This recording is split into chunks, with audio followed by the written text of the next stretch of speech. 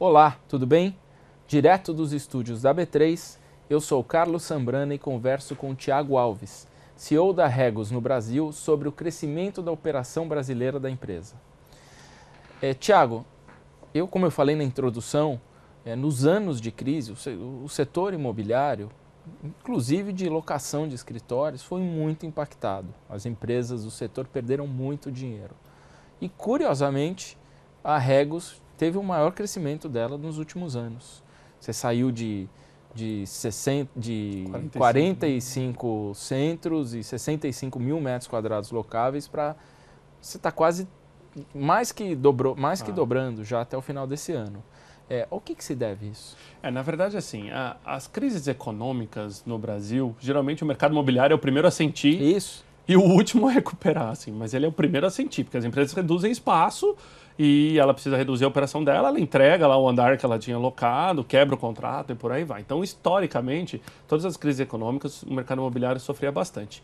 O que aconteceu que mudou?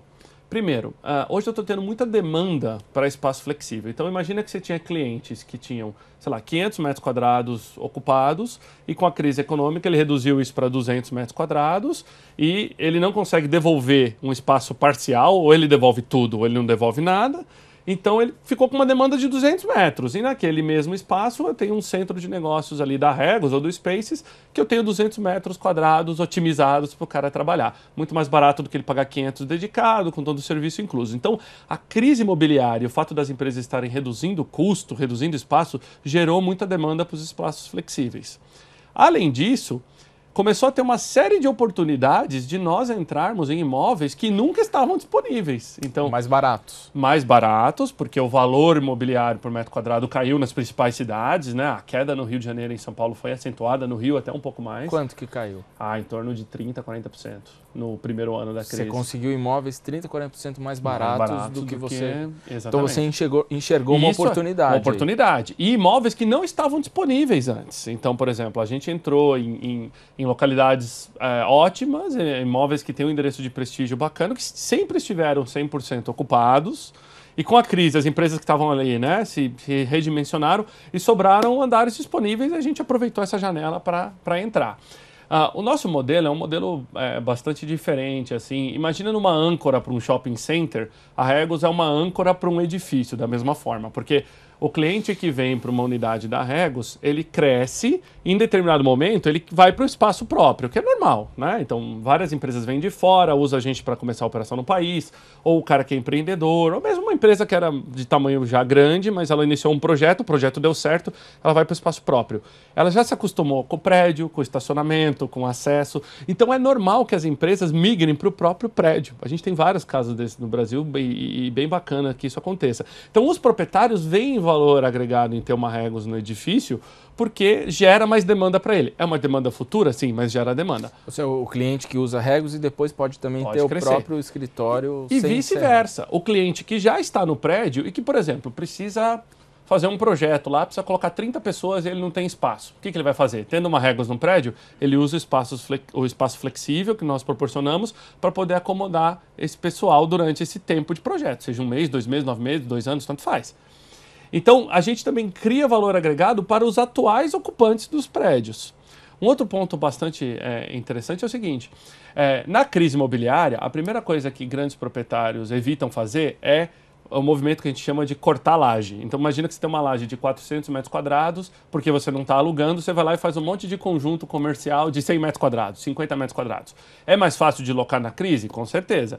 Só que quando o mercado volta, você que tinha aquela laje de 400 metros quadrados, você não quer ter um locatário ali de 50 metros, porque aquilo vai depreciar o valor da tua laje, porque você vai voltar a ter demanda para 400 metros quadrados. Então, os proprietários, quando tem uma Regus no prédio, ele não precisa picotar a laje, porque essa demanda menor, a Regus vai estar capturando no próprio prédio, e ele pode continuar comercializando aquela laje ali para clientes que têm um tamanho potencial maior. E muitas vezes esses clientes partem da gente, isso que é bacana. Então ele vê essa parceria, a gente tem essa questão de âncora, essa crise imobiliária, a vacância de São Paulo chegou a bater 22%, a vacância do Rio de Janeiro muito mais alta ainda, deu oportunidade de a gente entrar nesses mercados de maneira super agressiva. Para você ter uma ideia, hoje sozinho, Só a Regus, sem contar o Spaces, só a Regus representa 1% do mercado imobiliário de edifícios A mais e B em São Paulo. 1% desse mercado somos a Regus. No Rio de Janeiro, a gente representa até um pouco mais, quase 1,5%.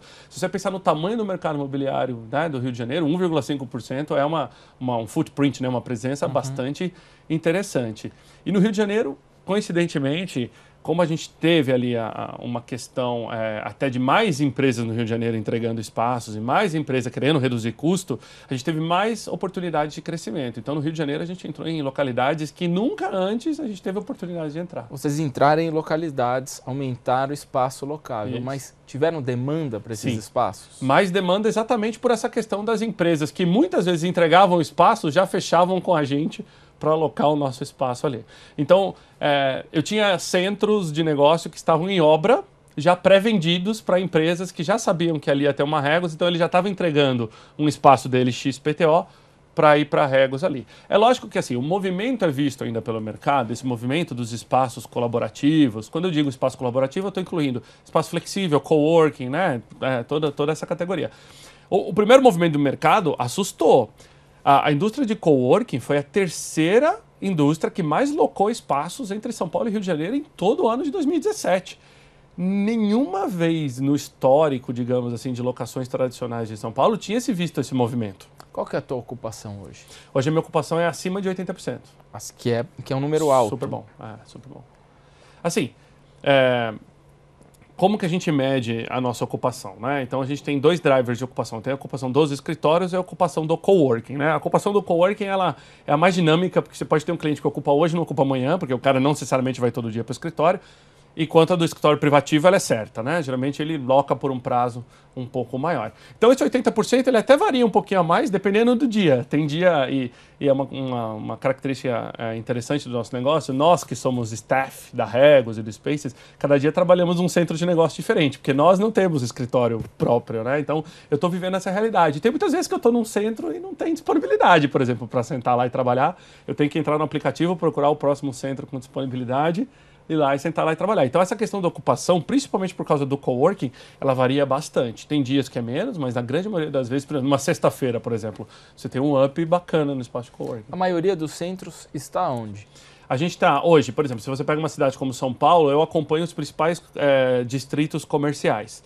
Então, se você pegar aqui na região da Faria Lima, Vila Olímpia, Juscelino Kubitschek, Berrini, Chucri Zaidan, todos esses eu tenho pelo menos 20 pontos. Na Paulista.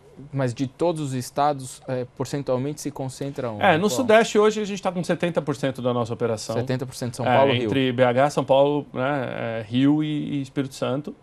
E aí no Nordeste a gente tem operação em Salvador, Recife, temos operação também em Fortaleza, temos 4 unidades em Brasília, 2 em Curitiba, 2 em Porto Alegre. E aqui em São Paulo, além da Grande São Paulo, a gente já cobre outros distritos, né, outros municípios como Barueri, né, na região de Alphaville, cobrimos Campinas, estamos abrindo agora São Bernardo do Campo, então a gente tem uma operação bastante consolidada. Quantos clientes vocês têm hoje? Hoje a gente tem em torno de 26 mil clientes no Brasil. Quantos vocês tinham antes? Como é que foi esse crescimento? Antes desse crescimento a gente estava na casa dos 18 mil clientes. Isso em que ano? Isso em 2016. Fechando em 2016, eu tinha 45 unidades e tinha em torno de 18 mil clientes.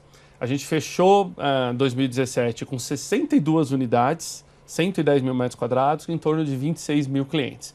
A característica desses clientes é interessante, porque não existe um nicho para escritório flexível. A gente pode ter desde o advogado, a gente pode ter a grande multinacional, a gente pode ter a startup, a gente pode ter a média, pequena empresa, tem de tudo. Quando você vai num centro de negócio, a não ser que o prédio tenha um cunho específico, por exemplo, eu tenho um centro no Rio de Janeiro que está num prédio que é ocupado por empresas do mercado de óleo e gás. Então é normal que os meus ocupantes também tenham alguma relação com óleo e gás. Então essas são questões específicas. Mas na grande maioria das vezes, um centro ele representa a economia brasileira. Você tem desde o consultor, até o vendedor, até a grande empresa, a pequena empresa, todos representados ali. Então esses 26 mil clientes têm de tudo. Eu tenho clientes que têm 250, 300 pessoas dentro do centro de negócio meu, até o cliente que vai 2 vezes por semana, nem vai todo dia. E você acha que até o fim do ano você fecha com quantos clientes? Nossa expectativa para esse ano, eu já tenho 14 unidades em construção, então até junho. A gente já está inaugurando várias agora em março, várias que vão ser inauguradas em abril, maio e junho. A minha expectativa desse ano é fechar o ano com pelo menos 82 unidades, né? Acaba variando um pouquinho porque todos esses que estão em construção são contratos que eu já assinei no final do ano passado e já estou fazendo a obra. Em média, a minha obra leva em torno de 3 a 4 meses. Pode levar um pouquinho mais, depende de aprovação de projeto, prefeitura, algumas coisas assim, mas na grande maioria das vezes 3 a 4 meses. E tudo que eu estou assinando nesse primeiro semestre, a minha expectativa é abrir ao longo do segundo semestre. Da marca da Regus, eu tenho algo em torno aí de pelo menos 16 unidades para abrir esse ano. Da marca do Spaces, a gente já tem 2 em construção, a nossa ideia ainda é assinar e abrir mais 2. Eu estou com uma no Rio em construção agora, que aliás é bem bacana, é um prédio tombado, é um prédio que foi tombado pela prefeitura e a gente está construindo todo um ambiente de coworking em cima de um prédio tombado, que vai ser uma das primeiras experiências. Fica onde? No centro? Fica no centro, é o antigo prédio do Teatro Riachuelo, né? O teatro ainda existe, mas a gente pegou todo o resto. Então vai ter uma sinergia ali com o teatro, vai ser bem bacana. Aqui em São Paulo, a gente está em construção um Spaces na Berrini de 7 andares.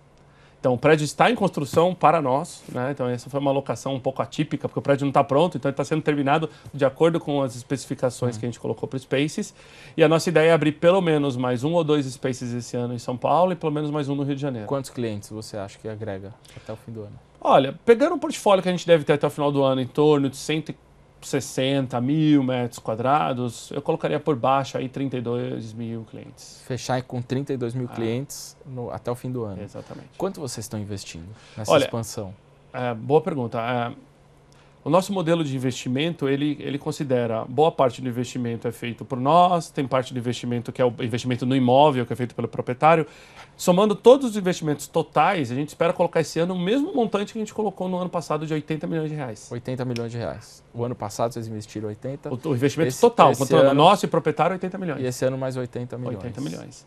Ou seja, injetamos E isso acaba gerando toda uma cadeia, né? Porque é construção, é obra, é o mobiliário, é a cadeira, é o ponto de internet, é o operador da fibra. Então tem toda uma cadeia produtiva por trás, não é só uma obra em si que vai com a gente. Hoje eu arrisco dizer que assim, o mercado é bastante grande de escritório flexível, mas ele tende a ser muito maior do que ele é. Por isso que a gente não deve frear crescimento, mesmo se a economia, digamos, engatar e o mercado imobiliário engatar junto, a gente deve continuar crescendo nesse mesmo ritmo. E vou te falar o porquê. Porque conforme as empresas crescem, muita gente começa a empreender, ou as empresas precisam de mais espaço, é natural de que elas vão também buscar o espaço flexível, né? Então, mesmo em forte crescimento econômico, o nosso business cresce bastante. É lógico que durante a crise imobiliária, você tem uma janela de crescimento maior, porque vocês... por exemplo, todas as construções de São Paulo hoje vão levar um tempo para serem entregues. Então, nesse tempo, eu já sei que aquele prédio vai sair daqui 2 anos, é uma coisa. Agora, para colocar um centro hoje, não dá para contar com aquele que vai abrir daqui 2 anos. Então, a gente joga mais ou menos com essas 2 vertentes. Já estou se planejando para o futuro. Com certeza. Tá ok. Obrigado, Thiago.